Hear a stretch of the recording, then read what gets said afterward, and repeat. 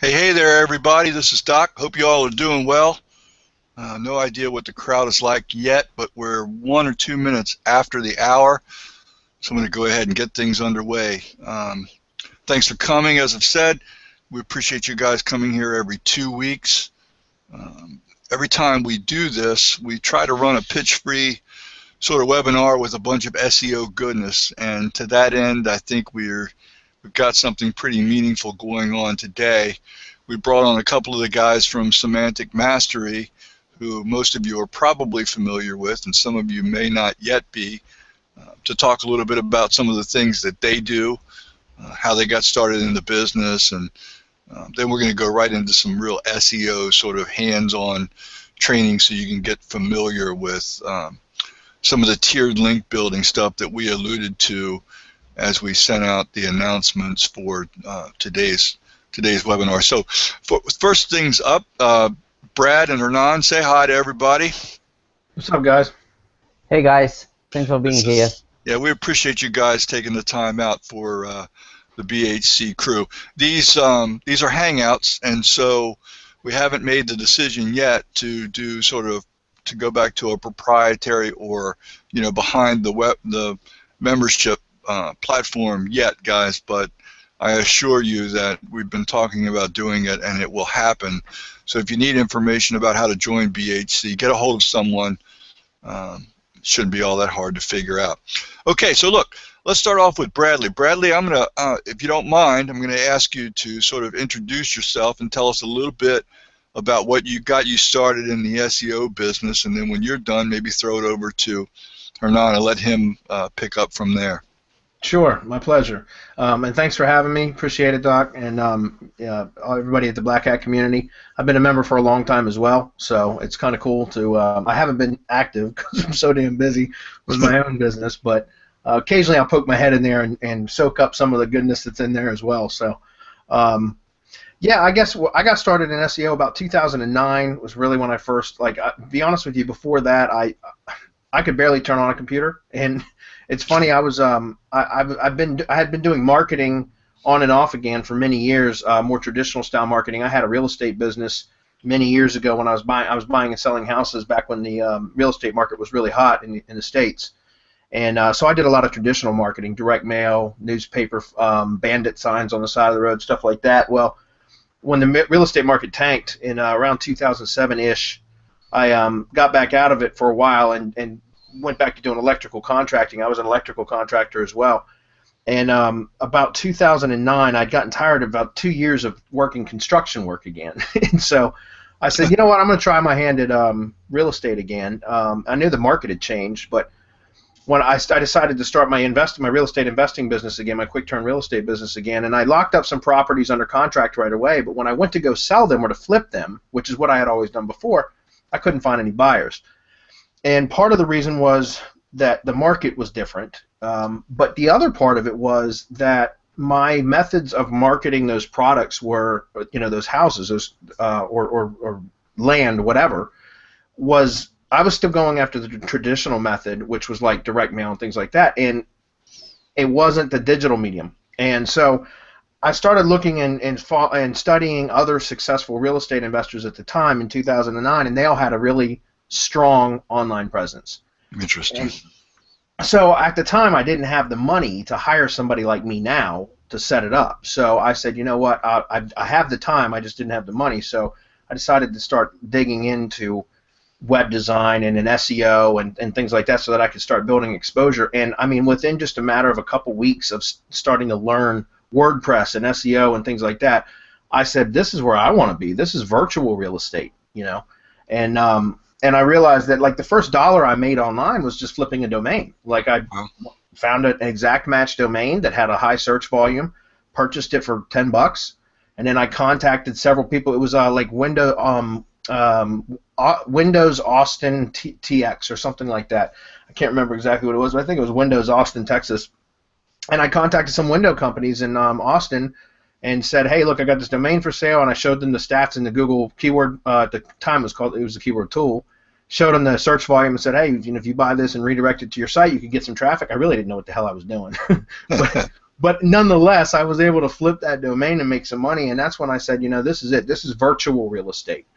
And you could buy a property and fix it up and develop it and then sell it once it's been developed, or you could buy it raw as just a domain and flip it, or you could buy it, fix it up, put a property on it and develop it, and then rent it out and lease it out, which would be like renting houses as well. So I said, man, this is it. This is what I want to do. The stakes were a lot lower too. When you're flipping houses, you've got tens of thousands, sometimes hundreds of thousands of dollars wrapped up into the deal. But with domain flipping and developing web properties, it was like hundreds of dollars at best. You know what I mean? So I kind of just got bit by the bug, and I got started in SEO then, and changed my whole business model. And originally I didn't have any clients or anything because I couldn't prove myself. So I started buying domains, exact match domains at the time, putting little simple, 1, 2, or 3 page websites on them and ranking them locally, and then renting them out. I just found and coming from a contracting industry. I dealt with a lot of contractors. My first site that I rented out was a carpet cleaning site. Then I moved into tree services. I still do a lot of tree service work today, lead gen work for tree service businesses today. HVAC, electrical contractors, plumbers, all that sort of thing. And just really did that for about 2 years, strictly just lead gen stuff for about 2 years, but a lot of that money was seasonal. In other words, from like spring to fall, I would make good money from generating leads for those types of businesses. But then around wintertime, my income would slow way down because it's just less activity overall. So in 2012, I opened up Big Bamboo Marketing, which is my local client consulting business, and I started taking on client work. And from that point forward, I just kind of scaled it up. Once I started to learn how to outsource stuff instead of doing it all myself, and this was just a little over a year ago now that I really started to learn how to outsource.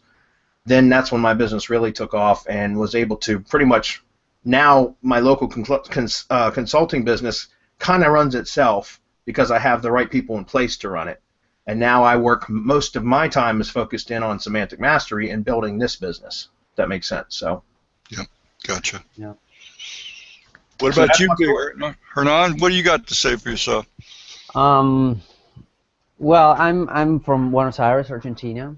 And I've been working with internal marketing, so to speak, for the past, say, 7 years. Not directly. First, it was like a game for me. I'm really I'm really into gaming and stuff, and so it was like kind of that approach. And the thing is that I was, hopping from job to job, and so I decided to. Around 5 years ago, I decided to not send a CV anymore. So I opened up a kind of a web design company because I was learning WordPress first off for my dinky affiliate sites, and then onto some client sites. And it was like kind of a game, as I was saying. But then I become kind of good with WordPress and some development kind of things, and well, I partnered up with a friend, which was a friend of mine at that time, and we started developing websites. And the thing is that we were developing websites and for acquaintances and local businesses and whatnot, and you end up being contacted to do their SEO. So okay, so I got my website, but it's not showing, or I'm not getting enough visitors, whatever. So. Well, at that time, my partner screwed me up pretty big. Like he locked me out from a couple of big accounts we had. So I had to start over.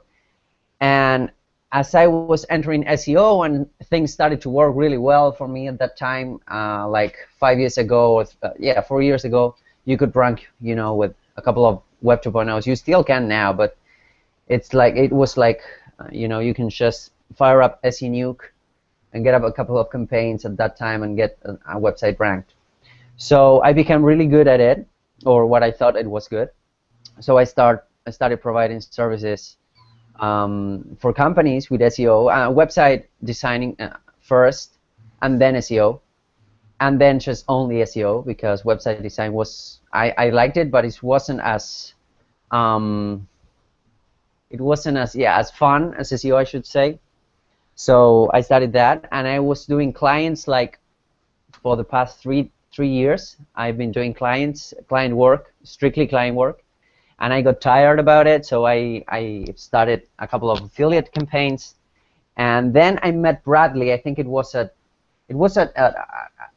Becker's training, right, Bradley? Source Dynasty. That's how we all met. Dynasty, yeah. Okay. So yeah, I think I got into Infinitum, and then I got access to Source Dynasty, and we met Bradley, and kind of it all started as a mastermind. We got together once a week or so. There was like 20 of us or something like that. I don't remember right now how many we were, but we were a lot, and we started, and Bradley was sharing the good stuff with us, all the stuff that he was learning, and we decided to move forward as a business. So that was kind of how Semantic Mastery was born at that time. Yeah, I was curious. I was very curious about the fact that you both sort of described individual client work, and then it morphed into semantic mastery. Tell me a little bit about when, I guess, is this both of your initial foray into helping other SEOs do their SEO better, and sort of what, as a follow-on to that, and probably even the more important, what is the long-term goal for semantic mastery? It's a great question. When we joined, again, Hernan and I, and my other partners as well, or our other partners. When we joined Source Dynasty, I was just running my business at that point, my local client consulting and lead gen business, and I was looking. I was maxed out. I was at capacity. Like I couldn't take on any more clients because I was still doing everything myself, everything. And so I kind of joined that program to try to take my SEO game to the next level, and that's what was promised at the time. When we joined that, and that's how I met these guys. And I started a mastermind group with them. I just, in the forum, I just posted and said, hey, look. I want to make sure that I'm taking, because I have to hold myself accountable, and so by making myself accountable to others, I knew I would get the shit done. So I posted in the forum, hey, look, I want to start a weekly accountability group.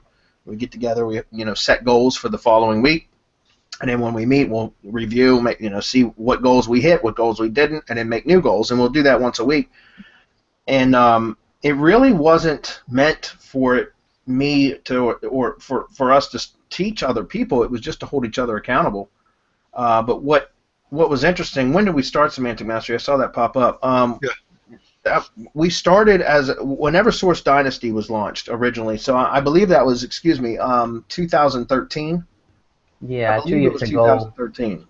Yeah. So sometime like in the summer-ish time of 2013, and for summer in the States, so the middle of the year.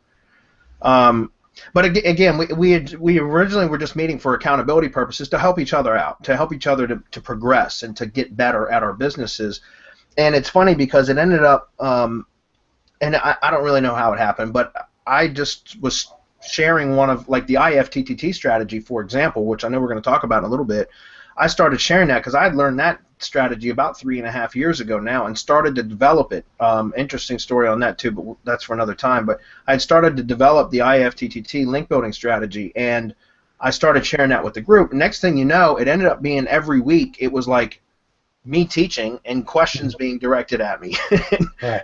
And it was funny because and a couple of the other people that are my partners now, Hernan, Marco, were incredibly helpful, and were there to, like, kind of take some of the load off of me. And so that's really where we developed. Like, we just kind of realized when we, part of the thing, Doc, was that we see products come out daily, like new products being launched daily, and the crap that was coming out that was being marketed and sold to SEOs wasn't working near as well as what we were talking about for free in our small group.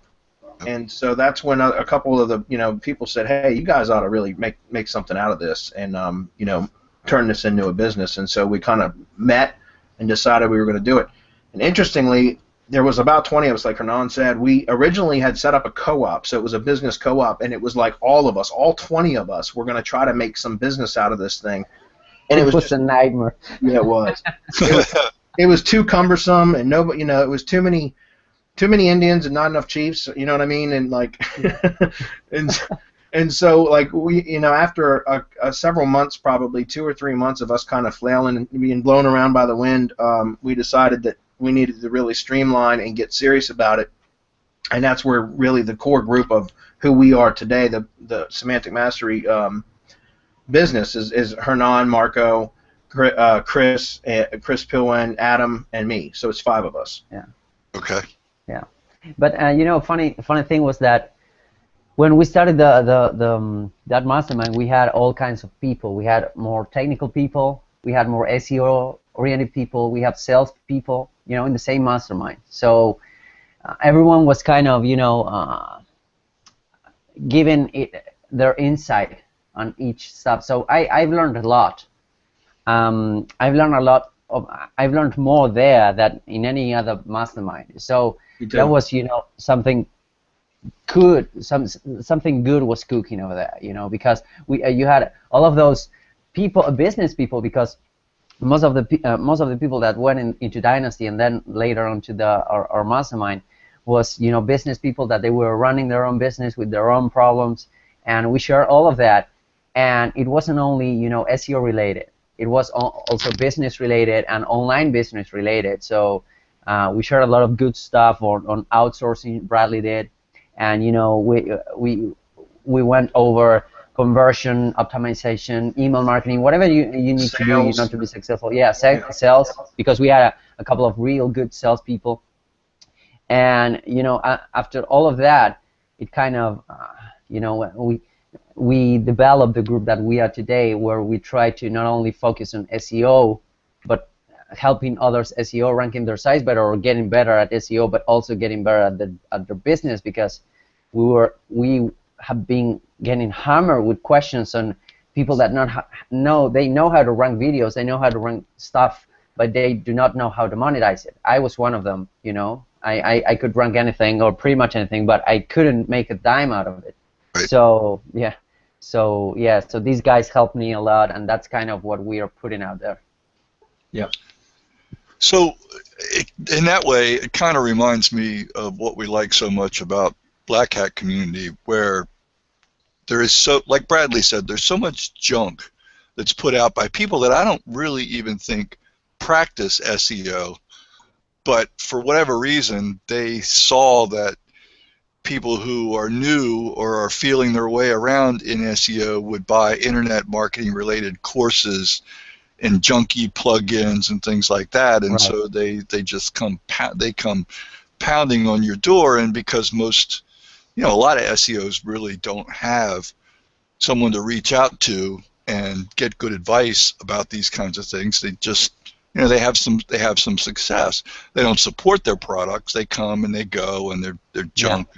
Yeah. And something like WordPress 4.2 breaks them down, and there's nobody around to put the pieces back together. But I like the idea of ongoing groups, which is why BH.C appeals to me so much, because sure. We rely on each other for sort of intel about not only what is working, but what are the solutions. For things that are making a difference in business. And for me, I've told Hernan this. I'm up to around 450 websites now, and I simply have to have not only a good team, but I have to have tools, especially on the PBN side of things, where I've got most of my domains. I've got to automate things as much as reasonably possible without compromising what it does for clients or link juice success. And what really appealed to me when I first discovered your webinars, Bradley, and all you guys at Semantic Mastery, as you do the Hump Day Hangouts and things like that, is that you get the whole need to automate thing. And I think you do a really good job of breaking it down for people who maybe don't have the level of experience that I do, but maybe are just kind of feeling their way around. I hope your plan is to continue sort of a free model for a long time, so that you get these people involved, and then I'm sure you've got, I know you've got a funnel and ways that you monetize it. Sort of tell us a little bit about what your strategy's been for that. Well, one thing I do want to say first is that you hit the nail on the head. you asked earlier, when did we decide that we were going to start teaching, and that sort of thing. I can tell you that when we had the mastermind going as just a private, small group, it was I never had anybody that was able to. I learned everything on my own. You know what I'm saying? Through trial and error and through buying junk products and finding little gems and little bits of information, like probably most of us on this webinar right now have. Yeah. We patched our strategies on our own flavor of SEO together from little bits and pieces, right? Sure. And I wanted to kind of like shortcut that for newer people or people that were less experienced and say, hey, look, you don't need to do this because trust me, it doesn't work. I mean, you can by all means test, but I'm just saying, this, don't buy this, it's garbage and that sort of thing. And so really, it kind of morphed from just like a helping each other out into like, hey, we can guide people to like avoid some of the mistakes that we've made. And because I think that was, at least at the time, and I still feel today, was lacking in the market. So as far as our model, yeah, when we decided to go public with Semantic Mastery, and this was back in the latter third or half of last year, actually, in 2014, we decided we were going to go public with it, and we really didn't know like where to start, other than we knew that we had something going on with our weekly meetings, and so we said, well, let's make a free one, and a weekly public group called Hump Day Hangouts. We'll hold it on Wednesdays. We'll call it Hump Day Hangouts.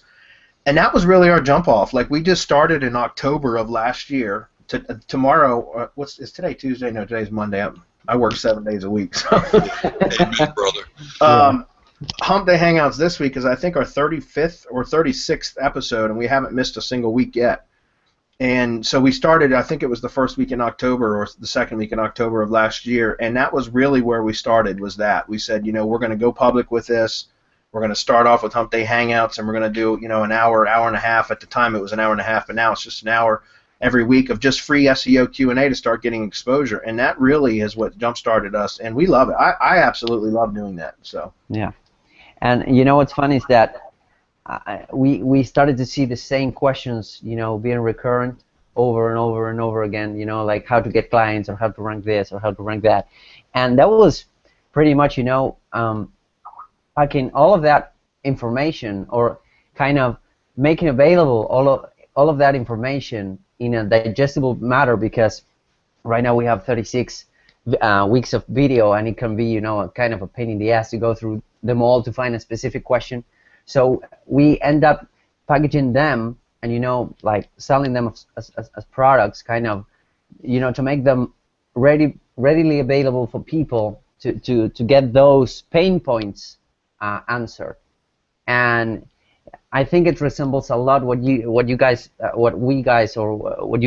have going on BH.C, because I've been like literally mind blown by some of the insights that you can find on the chat, and you can reach out to these genius people, and you can ask this and that, and I've gotten a few tips that many of those quote-unquote gurus will charge you 4 figures, and they are giving it in a good way. They are sharing stuff, and the chat is sharing stuff for free, and I think that's priceless. And that's kind of what we're trying to do with Hump Day Hangouts as well.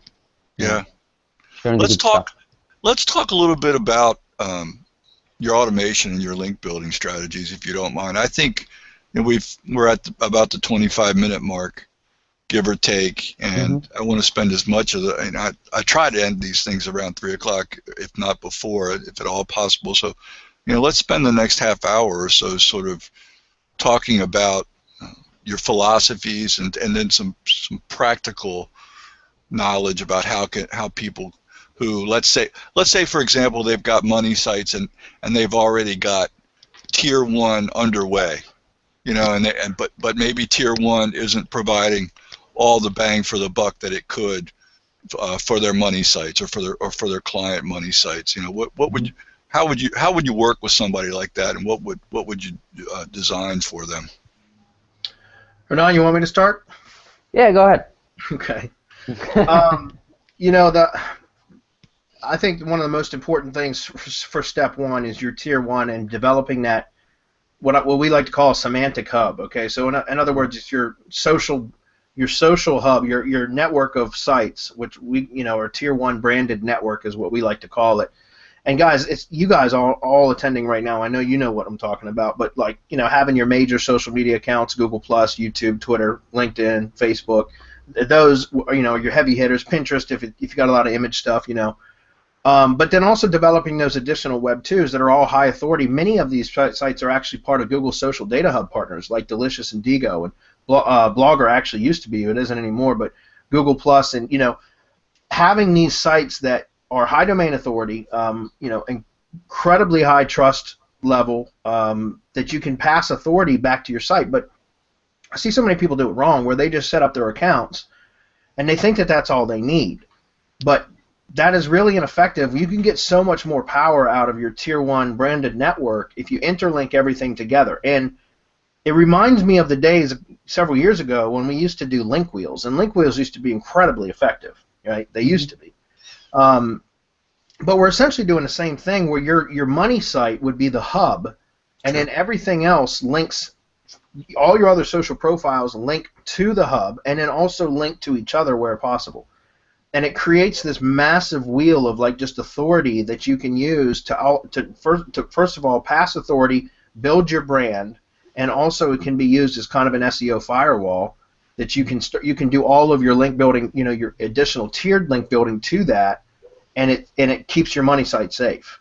Mm-hmm. And so that's something that we've done. We've developed that. It's nothing groundbreaking. It's just the way that we do it, I think, that is different than what a lot of other people teach. Okay, so let me throw this out then. You've got a money site.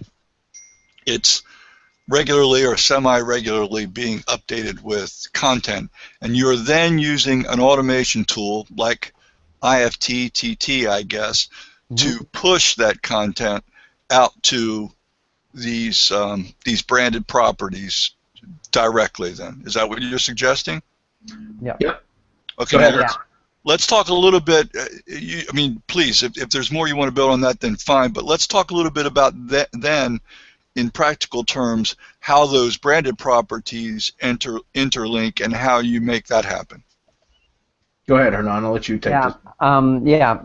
Well, first off, when you present these proposals to a client, whether it's a client, a local client, a national client, or an affiliate site, whatever you're doing, it makes sense to build your branded properties and to link them together. And then fire up IFTTT, which can be, we use IFTTT because we have gone through another tools like Zapier or Snap, which is social network auto poster, which I know a lot of people and Black Hat community do use. And we just use IFTTT because we have we think it's the best tool out there to do what we need to do. And when you come across a client and you tell them, okay, I'm going to open all of these accounts for you, they go nuts because it's really hard to manage all of those accounts. And the good thing about this kind of automation is that you can automate that in a way that will not only help your rankings, but will also allow you some spam entry points. And whatever you are not ready to send to your money site, you can send it to, I don't know, to your Facebook profile, or set up an about.me hub and link and list your links over there, and send SAPE to that about.me, or even set up an FCS plus GSA campaign. I know some of the guys at BH.C are already doing this. But the good thing is that you will develop a lot of other landing pages, so to speak, because we have seen time and time again where you rank your money site on your page 1, and then you rank your WordPress.com blog on page 1. Yeah. And you rank your Facebook page on page 1. And we're not talking about branded terms like your company's name, but keywords that you want to rank for, and all of these high domain authority, they get filtered to your website. So they are kind of, I like to think that they are backlinks or link building, part of the link building process, but they are also traffic generation properties, because you benefit from all of the traffic that Facebook, for example, has, or Pinterest has, and they are also entry points for whatever you don't want to send link building wise to your money site, you know. And these Right. are So really, you hear the term buffer passed around a lot, and I assume that's you just haven't used that word. But for those people who are in BH.C and might hear that term, it's really the same concept that Hernan is talking about right now. Like an SEO firewall. Yeah. Yep. Yeah, buffer is used a lot, but these are not, you know, the traditional buffers where you just get a random accounts and buy or buy a couple of WordPress sites or buy a couple of LiveJournal, or I don't know, you know, it's not like you need a couple of Gmails to open these buffer accounts, which we usually I usually do when I need some more bang, but these are strictly branded properties. So branded properties. Let me expand on that a little bit, because go ahead. Okay, so a buffer site in a traditional sense would be just, you know, like a Web 2, anything that's got high domain authority that you could put some content on and put a contextual link back to your site and then hammer that buffer site with links, right? I mean, that's traditionally what we think of as a buffer site, but when we're talking about using our branded properties as part of our tier 1, like it's an extension of our brand, and so there's a lot of identity there. So my point is, you know, we're moving into Web 3.0, guys. We're already into it, but we're still at the very early set of it. Web 3.0 being the semantic web, right?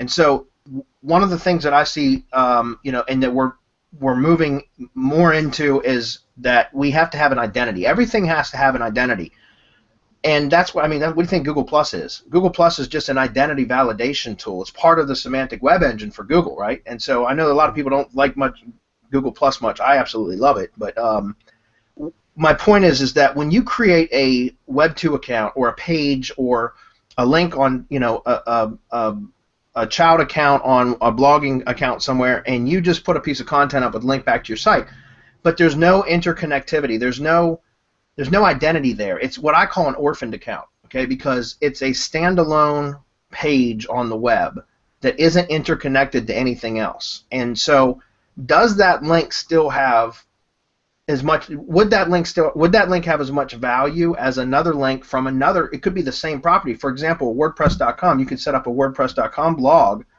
but if that WordPress.com blog that you set up that has got a brand behind it or an identity, it could be a persona that is interlinked with all of the other major properties on the web and the major social media accounts, and they're all linked together and they all share the same identity, whether it's a brand or a persona.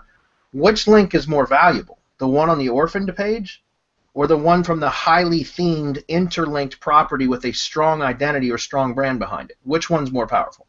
Does that make sense? Yeah, no, it absolutely makes sense. I think what I might be struggling with, and if I'm struggling with it, I'm just going to assume that there might be someone else who watches this that will struggle with it too, is I'd like to give me a practical example of this.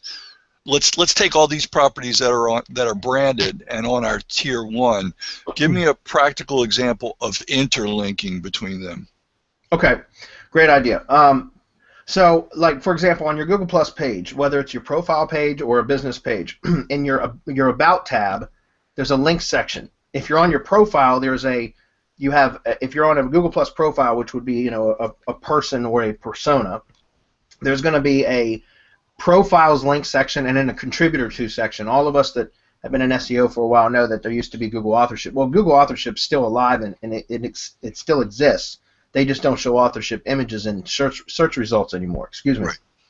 So if you're on a profile, you can put all of your other social media property links and Web 2 links in your profile link section. Okay. If you're on a Google Plus page, it's just called the links section, and you can interlink all your properties there. Another place is Gravatar. Gravatar is incredibly high authority. You can interlink all of your properties. About.me. About.me is another one. You know, YouTube, your YouTube About page, you can put up to, I think, 15 links. So you can actually interlink all of your other properties. Facebook, your Facebook page, you have a short description, but then you have a long description on your Facebook pages, right? And in your long description, you can list links to all of your other properties. So does that make sense? We just interlink everything as much as possible where we, like, you know, traditional SEO, you'd say, no, you don't want to do that because you're leaving a footprint. But in this case, we don't give a shit about a footprint because we're claiming this. We're stamping our name on it and saying, hey, this is ours. This is us over here too. No, I completely get it. I think one of the things I wondered about is if you were suggesting um, creating content for, let's say, for example, your WordPress.com account, creating some content that didn't come from the, didn't bounce up from the money site, and then sharing that over to your Google Plus page. I guess I was digging at that. I completely get your opportunities for sharing obvious links to properties that orbit around this main jewel of a money site. Right. Yeah. Yeah, that clears it up for me. Good. So if you're doing, I know that BH.C people. I just pasted. I don't know if all of you guys can see it, but I just pasted a quick example of Google Plus with a lot of links. Place it over there. Now the thing is that I know that a lot of people are big into SAPE, are big into 301s, are big into GSA, and if you want to get more bang for your buck, just get a persona, do a branded tier network, talking about your topic, and attach that to your PBNs, for example. Yes. That will increase the value of your PBN. Not only the value, but it will decrease a lot the risk of getting that de-indexed for once. And on the other hand, it will increase a lot the power of that PBN's hold. If you get an affiliate site, if you're selling Amazon products, whatever you want to do, attach a persona to that Amazon, get a Gravatar account, get all of your big profiles, out there that are high DA, and attach that to your money site. You will see that it will rank faster, it will index faster, and it will, all in all, it will be a less, it will be the path of less resistance to ranking in Google. You can end up with, yeah. Let me ask you to expound on something, Hernan, because I think this is really crucial for those of us, not only those of us who are already in PBNs, but those of us who sort of are thinking about it or evaluating where to get links or where to get networks built. In my shop, we build a persona around every PBN, but I have to say, if you're not careful, a lot of those properties get shut down. The Google Plus page goes pretty quick. I mean, you've got all kinds of ways that you have to be careful about how you, even the IPs that you use when you build these. Can you go into that at some length for people who might be thinking about building these personas themselves, about ways you found that make it effective to hold on to them until they take root? Well, one of the sorry, Bradley, but one of the antidotes that we have found to avoid, getting those accounts, from time to time, to be completely honest with you, we get those accounts shut, but they are the least because we interlink them. So if somebody is going, Tumblr, for example, is heavily moderator, or Google Plus, it's being moderator, and you get a manual review on your profile, whatever it does, you have so many identity points to verify your identity that it's not even funny. You have like 10 links on your Google Plus account, and it's really, really hard for somebody to shut down an account with so much value, and topical value, which is, I think, the way to go right now. Yeah, if I can, I'll expand on that a little bit too, because like Hernan said, and I get what you're saying, Doc, too. One thing is we have a team of VAs that are in the Philippines, and so they use U.S. proxies, and they cycle through proxies on a regular basis. So we're not always creating accounts from the same IP or set of IPs, right? We're constantly rotating out. But like Hernan said, by creating that identity, again, that's where it gives it its strength and stickiness, so to speak. In other words, it seems to, like, it's rare that we have accounts shut down. I mean, it still does happen, no question, it still does happen. But it's very rare compared to what it was before we were interlinking the way we did and building that strong identity. Again, it could just be a persona, even if it's for a PBN. Also, something else that we do is we seed, and Hernan touched on this with theming the networks. Whenever we create a network, especially like a Tier 1 network, specifically just a Tier 1 network, it's highly themed. In other words, it's not just a general blog that could post about red shoes today and about car insurance the next day and then about, plumbing, drain cleaning the next day. It's more themed, like it's topically specific. And so that tends to give them more value as well. Like they stick longer that way. Like we haven't had any. It's rare that we have anything get terminated because I think the theming is so tight that, and then also because of the interlinking and the strong identity or brand that is there, that it makes it past even manual review. Is my point. Yep. Yeah. Totally. And you know what's funny, and Bradley has been diving into that heavily, is that you can mark up, you know, with schema or JSON, whatever you're using. JSON is that what we advise now. You can mark up all of your properties on your website, you know, on your money site, and they will show up when you look on Google. You look for your brand, and they will be listed. You know, all of your social profiles that you have created, whether it is for a persona, for a brand, they will end up showing up on the knowledge graph for Google. And so it's pretty interesting. It's pretty intense what you can do with all of these high authority, topically rich properties. Yeah, for those of you that look up schema.org, markup for same as. It's the same as attribute.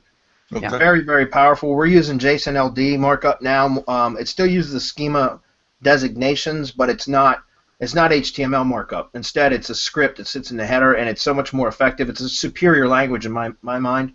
But we're using a lot of structured data now on stuff, and yet same as attribute is incredibly powerful because now you can point within the structured data to all of your other social profiles on the web and say, hey, this is me in all these places, and it's very, very powerful, guys.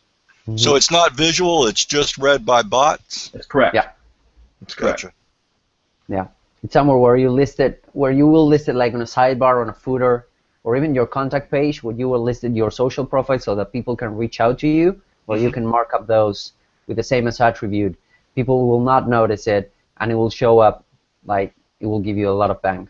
Yeah, you can, if you check it in the structured data testing tool, it'll show up as the same as attributes, but you don't even have to list them on your page anymore. Like, for example, a lot of those social media like sharing or follow buttons will actually slow your page load down quite a bit.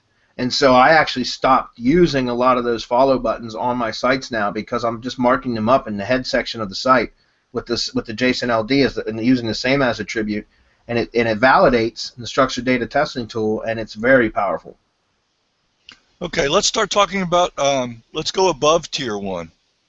Let's talk about Tier 2 and how IFTT sort of informs that process. What would you guys suggest there? Well, from my perspective, you know, I use IFTTT for websites, for mainly just Tier 1. You can automate Tier 2 as well, and we teach how to do that, you know, with our IFTTT training. If you set up a Tier 2 network, like what I use the 2-tier networks for mainly is for YouTube syndication. We do a lot of video SEO stuff. And so with YouTube, guys, I've found that footprints just don't matter. If all you're doing is republishing YouTube videos, then I haven't had any problem with footprints. I don't care about leaving a footprint. So I'll build out 2-tier networks, which in other words will be the branded first-tier network, right, that we just talked about. And in IFTTT, we use 3 blog properties as part of that branded network: Blogger, Tumblr, WordPress.com. Now there's also Weebly, but we're still testing on that, so we're not done with that yet. But with those 3 Tier 1 blog properties, now we can connect another IFTTT wheel to each one of those. So essentially, you can have 4 rings: your Tier 1 ring, and then you have a Tier 2 ring that is being fed by Blogger, a Tier 2 ring that gets fed by Tumblr, and a Tier 2 ring that gets fed by WordPress. And what's great about that is when you syndicate, like for example, if you're doing YouTube syndication, you upload a video or live stream a video to your channel, whatever, it will automatically get the backlinks and embeds on Tier 1 and then push out to Tier 2 and then get another set of backlinks and embeds at Tier 2. And it's 100% automated. 100% automated. And I love it because, and with YouTube, you can stack as many networks as you want on it, and it just increases the effectiveness of it. And I've never had a problem with getting an account terminated or footprint issues or anything else, provided that all you're sharing is the YouTube video and not the description with a bunch of links all over the place. Does that make sense? Yeah, it does. For websites, however, like I said, you know, there's ways to automate Tier 2 for websites too, but you got to be careful because of footprint issues with websites. So if you're going to use a 2nd-tier network for websites, which again, personally, I don't use much of them because I just boost the hell out of my Tier 1 network with other links to make that so much more powerful. But if you want to use a two-tier network for a website, then what we recommend is that you find authority-related content feeds from blogs, online magazines, whatever it is that you that has content that is relevant and related to your industry, and use those RSS feeds to also trigger your tier 2 networks, so that those tier 2 networks are being constantly fed with related content, preferably from high authority sites that have social activity, which is going to improve trust signals, and then have that automate a lot of the posting, which keeps your tier 2 networks active.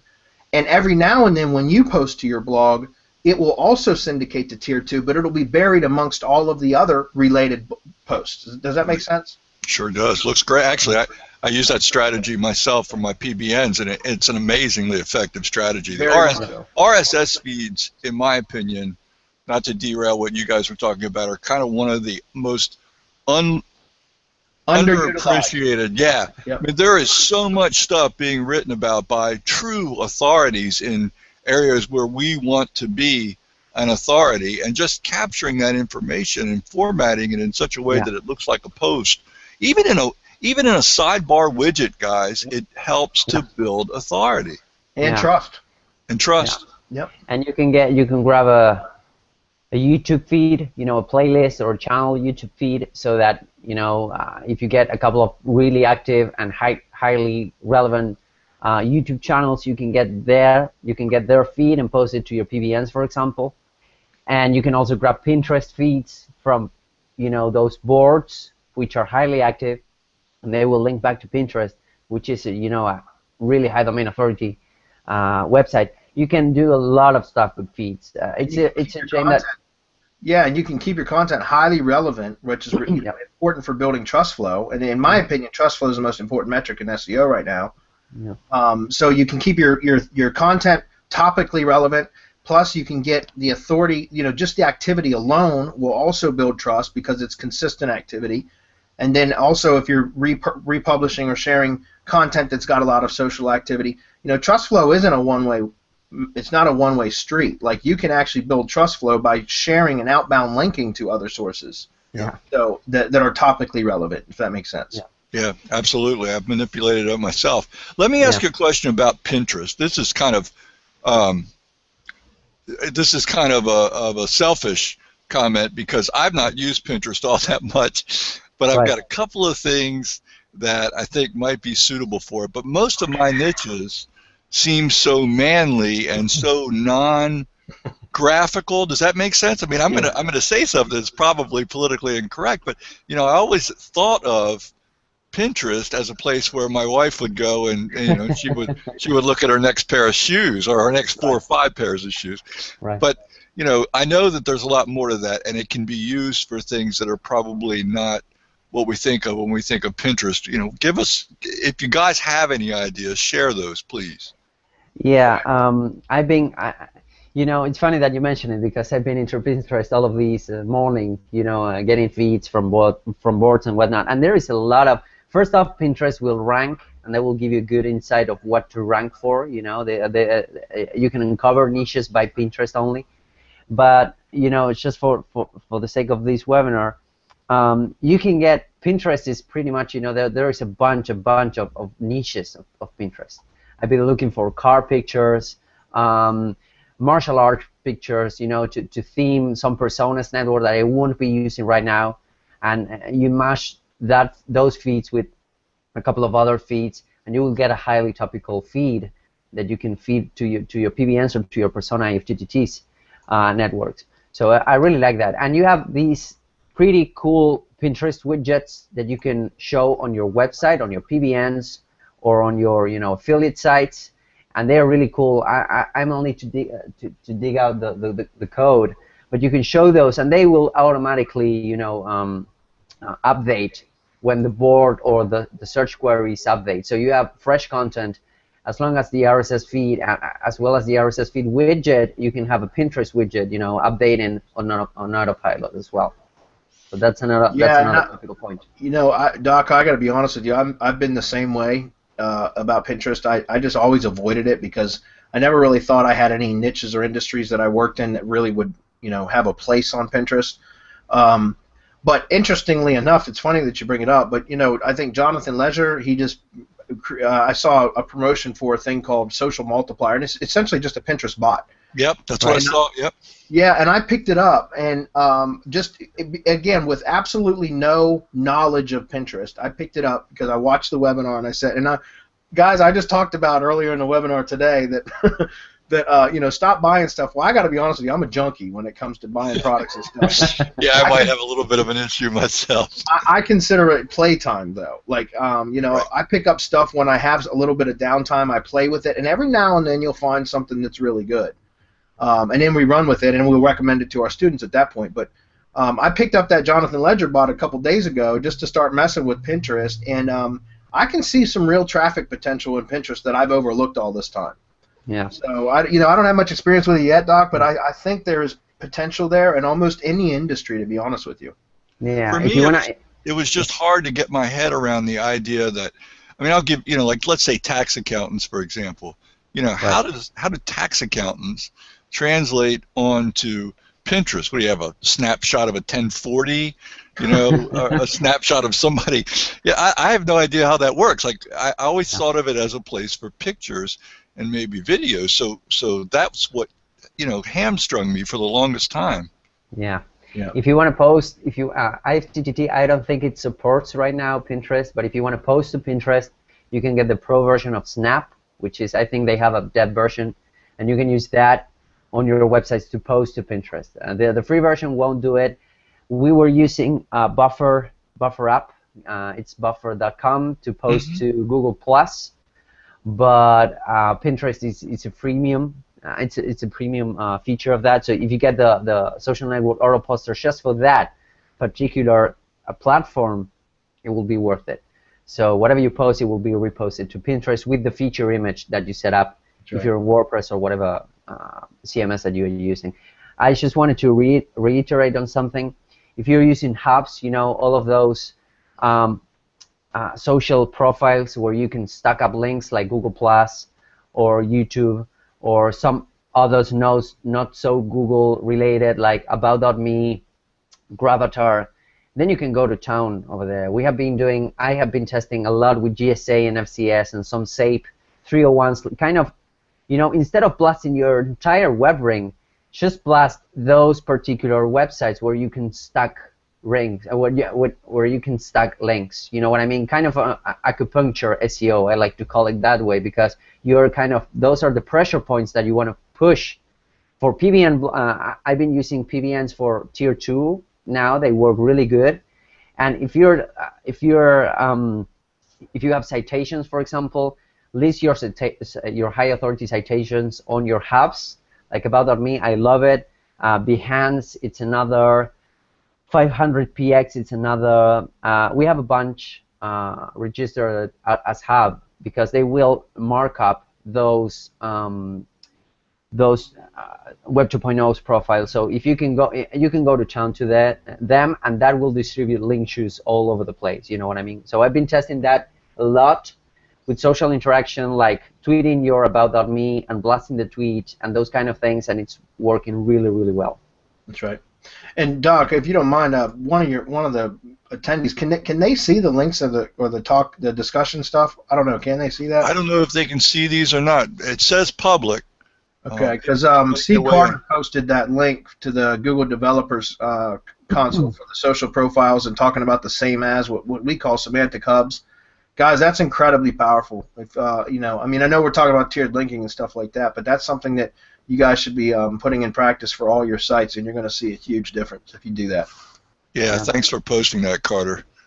I got to ask you one question because we're coming up hard against the 3 o'clock hour, and I know that you guys have other things to get on to as well. But I had a couple of people in the chat room in the BH.C chat ask what a 301 slipstream is, and they promised that I wouldn't end this thing without you guys spilling the beans. Well, our term that we really developed out of that was called link laundering.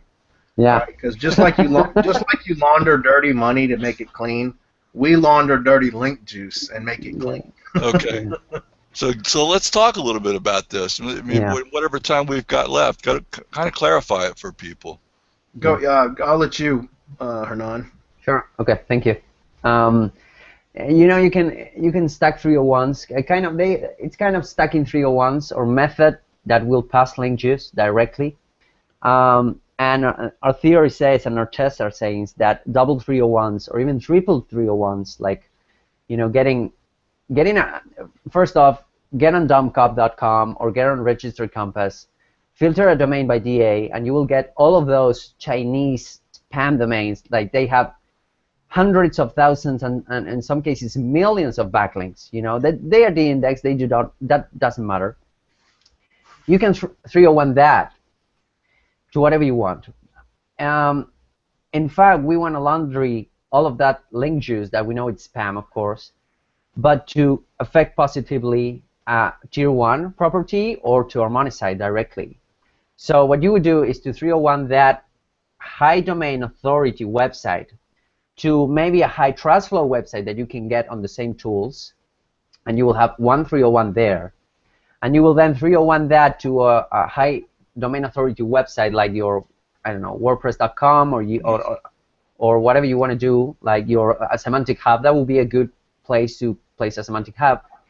Or you can add another 301, making a double 301, and then 301 that to your money site. So you have 3 hoops at least between that high domain authority website, the high domain Chinese authority website. Been wrecked. Yeah, that's right. And then you can forward that to your money site without fear of getting penalized by doing a direct 301. So, and with yeah, so, go ahead. Yeah, so it's important to note that and Terry Kyle of SEO Traffic Hacks, he coined a term called switchbox SEO. Switchbox, and yeah. So in order to the thing is they're not always 100% successful. Okay, so these slipstreams or this link laundering is not always 100% successful. So use at your own risk, number one, which you should be doing anyway. I mean, that should be the disclaimer in any SEO conversation. Amen. Right. But number two is if in the event that there's any negative effect that you see from doing one of these slipstreams where you're laundering juice, you can turn it off. You can just open the switch because it's just a 301, and that's where we get a lot of our students get tripped up on, and we get this question asked. I mean, almost daily, no kidding. But if you're going to set up a slipstream, a double 301, and it could be a 301 and a meta refresh, for example. It doesn't have to be 2 301s, and you're going to go direct to your money site. One of the things people say is, well, can we use a Bitly link, or can we use a tiny URL, or can we use a Google shortened, goo.gl, something like that? And yes, you can, but you got to keep in mind that you have no control over those redirects once you've created them, right? So you can't go in and change where it redirects to. Once it's created, it's created. And by the way, I don't recommend using Bitly because Bitly can arbitrarily add a spam tag to your link. That's right. Which makes it a 302, and it's useless for SEO at that point. So when we set up a slipstream or when we're setting up a link laundering a package or whatever you want to call it, we can get what's good about it is we can go out and buy those dirt cheap closeout domains that are $5, $8, $11, whatever, that have like Hernan said, a lot of them are Chinese domains, and they've been spammed to death. They've got sometimes thousands of subdomains, and so you got to set up a wildcard redirect to redirect all the subdomain redirect to redirect them all to the root. You can do this in an htaccess file or cPanel if you wanted. But then to redirect that to your own property, number one, like Hernan said, with a high trust flow, something that has a higher trust flow, 20 plus, something like that. 20 plus trust flow, then to redirect it through another high DA property, something that in my mind you should have control over. So you can use Weebly with a meta refresh, or you can do even one of your own domains again that just has better metrics, something that's clean, and then set up another 301 and point directly to your money site. But the point is at that point, if you were to see anything negative happening, you can open up that switch. Just remove that 301 redirect closest to your money site. Or instead of just removing it altogether, you can point it to something else like one of your social hub properties. Does that make sense? Yep, sure does. So, in other words, guys, I like to look at it when I draw, and I've drawn dozens and dozens of these diagrams, but I like to make an arrow being red, being your spam your spam domain, right? So let's say it's red, then you pass it through the first the first redirect. and it comes out yellow. Then you pass it through another redirect and it comes out green. So it's like a stoplight, red, yellow, green. By the time it goes through that second 301, it's clean. Yeah. Got it. So, and to reiterate on what you said, Bradley, the Switchbox SEO approach, as Terry Kyle is calling it, it's like really, really powerful for whatever you're doing, whatever link building you're doing. If you have the possibility of going through a 301, just in case, you know, things go south, or you get a client that doesn't pay, because that happens too, you can just 301 the entire link juice. It's kind of a detachable link juice, or you know, you have so much power and control of all of the efforts that you have done. I know that you guys are heavy, or we are heavy on GSA stuff, that you cannot then remove the links, and it's a resource-heavy tool, you know, and you can have 301s for pretty much everything, and that will allow you also to isolate what's working, what not. That's because right. you can get 5 brand new .infos, for example, for $1 or $2, and then you can point PBNs to one, Web 2.0s to another, Save to another, and then you can switch them on and off as you see fit, and that will tell you exactly what's working and what's not on your niche. That's right. And for those of you that are doing local client consulting work, which again, you know, I have a local client consulting business, but I recommend trying to keep control of everything, because you can do a lot of work for a client and they can fire you at any moment, and they get to keep the benefit of your hard work, and you don't. Your income dries up when they do that. And so I always recommend to our students to try to keep control. And what Hernan just touched on is absolutely true. For example, if I'm going to build a client site, if a client hires me to build a site, I build the site on one of my domains first, right? And then I clone it onto their domain, and I do a page-by-page 301 redirect from my domain, and I do all my link building to my domain, all the link building to my domain. Yep. That way, if the client ever decides that they don't need me anymore, well, that's fine. I'll just remove those redirects, and my site will appear where theirs used to, and I can find somebody else to either buy a site from me, or I can rent it out, or I can redirect it to whoever the hell I choose and recover that income. Yeah, it's one of the most important things you can teach someone as they get into SEO is to get your head around this concept that you want to develop your own properties. Right. Even if you're doing client work, that doesn't mean you can't develop your own portfolio of properties. You connect, you think of it as a plumbing project, and you connect this plumbing up to where you need the link juice to flow. That's right. But the bottom line is the more you own it, the better your long-term picture is, because you control the toll roads. That's right. Yeah. You direct you're a traffic director at that point. You can direct that traffic or juice anywhere the hell you want to, but you maintain control. And I think that is the most important thing to remember as you're building an SEO business, is to always maintain control. It also is an opportunity too to do the experimentation that, honestly, it's incumbent upon you, if you really want to be a standout SEO, to do a lot of your own research. And if you don't have your own properties and you're not taking your own risks, you're really not approaching this all that seriously. So use these things, and when you find something that hits the ball out of the park, then you have an opportunity to offer to connect that up to some client property so that they can do better. Yeah, That's right. definitely. Yeah. All right, guys, look, it's 5 minutes after 3, and I could talk about this all day, bro. oh, it's great. Well, first of all, I'm really grateful for you guys coming on. I hope you enjoyed it. I can tell already by the feedback in the chat room specifically that it's a big hit. So maybe we can have you back on again, and we can sort of talk about some other subjects in the future. Be happy to. Yeah. It's great, guys. It's been the Semantic Mastery guys. Hernan and Bradley, and we're really grateful for them coming on. Grateful that they're a part of the BH.C community too. So check them out on Facebook. I think there's a main group, right, that's pretty much informational, and then I think there's a closed group that people can join somehow. Tell us a little bit about that. Yeah, if you go to either Facebook or Google Plus, like I'm the Google Plus guy. Like I absolutely hate Facebook, but I mean, it's great for driving traffic. Hernan does our paid traffic stuff, and he's great with that. But like, I'm just not a Facebook guy. But we've got, if you just search for what is it, SEO tutorials and case studies. Yeah, Yes. with Semantic Mastery, yeah. And look up, and definitely look up Hump Day Hangouts on YouTube. Yeah. And If you go to subscribe, because that's some good stuff right there. Yeah. If you go to semanticmastery.com/Hump Day, you will get the latest event and you can drop your questions, whatever you want to do. Yeah, guys, that's a free weekly webinar we do on Wednesdays at 4 p.m. Eastern. It's an hour of SEO Q&A. You ask us absolutely anything, and we answer your questions. You can post your questions right on the events page, so that even if you can't attend the live webinar, you can catch the replay, and your questions will still get answered. And we welcome any questions whatsoever. Doesn't cost a dime. Yep. That's great. Guys, thanks again, man. Have a great rest of the day. Thanks, Doc. Appreciate it, man. We'll talk soon. Bye-bye. Thanks. Bye. See you guys. BH.C. Have a good day.